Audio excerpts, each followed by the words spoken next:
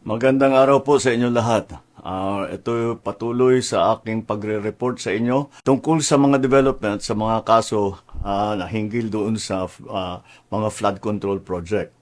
At i-report ko po na ngayong araw yung AMLAC, yung Anti-Money Laundering Council, nakakuha na po ng 2 freeze order. This brings the total amount of assets frozen to about 12 billion pesos. Kasama po dito ang mga air asset ni Saldico, ang value mga 4 billion.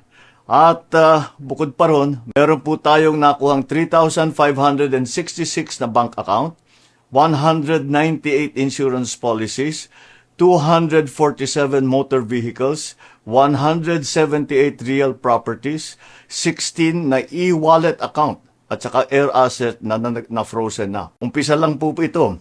Mas marami pong asset ay mafo-frozen para maibalik ang pera ng tao sa kanila.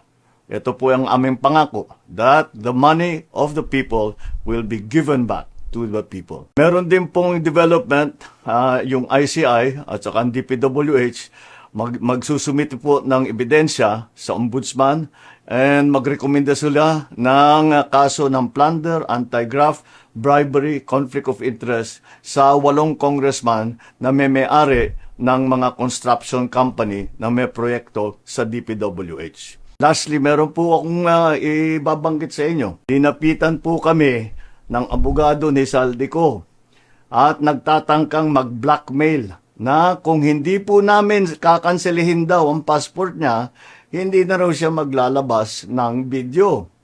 I do not negotiate with criminals. Kahit maglabas ka na ng video ng lahat ng kasinungalingan mo na pag-destabilize sa gobyerno, gusto kong malaman mo, Saldi, makakansela pa rin ang passport mo. Hindi ka na makakatakas sa hustisya.